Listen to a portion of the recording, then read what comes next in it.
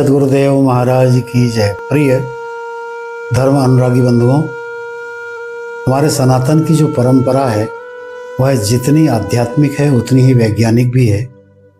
प्रत्येक दिन मनुष्य को देखिए, ये शरीर जो बना हुआ है प्रत्येक जड़ चैतन्य का, वह है पृथ्वी, जल, तेज, वायु और आकाश, इन 5 तत्व से बना हुआ है। पंच रचित यह है अधम शरीरा, यह निकृष्ट कहलाता है शरीर। यह अधम शरीर 5 तत्वों से बना हुआ है।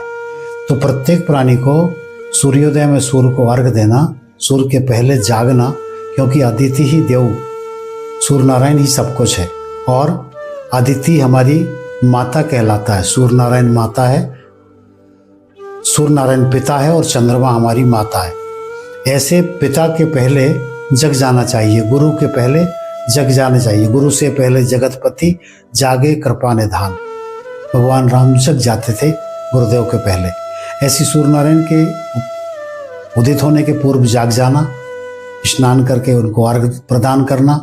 अर्घ में भी सूर्य नारायण के साथ यदि आप पूजन कर रहे हैं तो 5 देवता एक साथ रहते हैं, भगवती जगदम्बिका, भगवान शिव और भगवान विष्णु गणपति, ये 5 देवता साथ में रहते हैं। तो पांचों के लिए तुलसी दल, लाल पुष्प, दूर्वा, बेलोपत्र, लाल जल, लाल फूल, सफ़ेद फूल, ये सब कुछ एक लोटे में डाल के सूर्य को अर्घ देना चाहिए।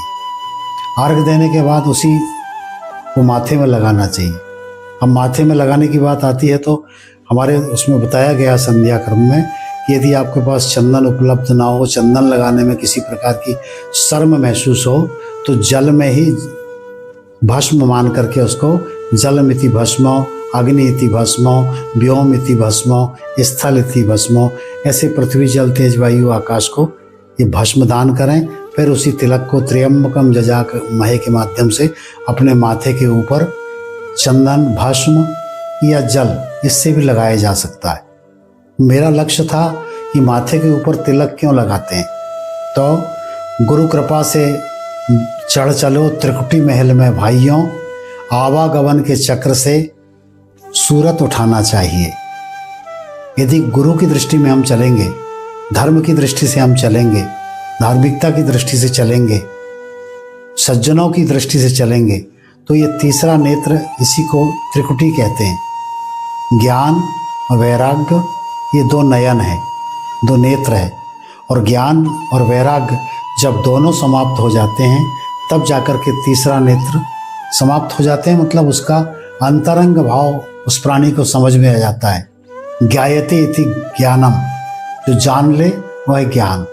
और राग से मुक्त हो जाए, किसी भी प्रकार का राग ना रहे, कोई कामना शेष ना रहे, वह वैराग्य कहलाता है। तो ज्ञान और वैराग्य दोनों से जब मुक्ति मनुष्य पा लेता है अपने साधन के माध्यम से, गुरु कृपा से, उनके आशीर्वाद से, तो फिर तीसरे नेत्र खुलने की संभावनाएं बढ़ जाती है और वह तीसरा नेत्र ही त्रिकुटी कहलाता है। वहीं पर ईश्वर की ज्योति स्वरूप के दर्शन होते हैं।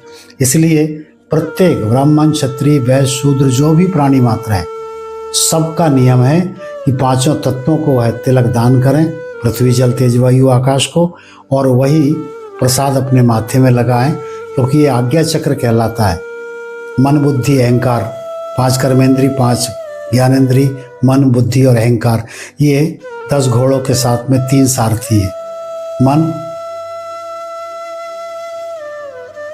संचालक है, अहंकार पोस्टमैन है और बुद्धि उसका निर्णय करती है। और बुद्धि आती है त्रिकुटी से, आज्ञा चक्र से। जो भी विचार मन और अहंकार के माध्यम से आते हैं उसका निर्णय हमारा तीसरा नेत्र खुलता है। और जिसका तीसरा नेत्र खुल जाता है उसका जो निर्णय आता है वह सत्य साबित होता है, उसी में किसी प्रकार का असत्य नहीं होता, वह बात कभी झूठी नहीं होती। और जो भी मनुष्य आज्ञा चक्र का संवरण करता है, रक्षण करता है, प्रत्येक दिन अपने आज्ञा चक्र की स्थापना करता है, निश्चित रूप से उसकी रहनी में अंतर होगा, उसकी वाणी में अंतर होगा, उसके आचरण में अंतर होगा और उसकी यात्रा के लक्ष्य में अंतर होगा। हमें प्रतीति हो जाएगी कि इसका लक्ष्य ईश्वर तत्व है। हम जिस लिए आए थे उस स्थान के लिए हम जा रहे हैं, मतलब हम बिल्कुल उचित चल रहे हैं। मैं निवेदन करूंगा, प्रयास करें अपने तीसरे नेत्र को खोलने का, ताकि हमारी यात्रा सफल हो सके। इन्हीं शब्दों के साथ सद्गुरुनाथ महाराज की जय।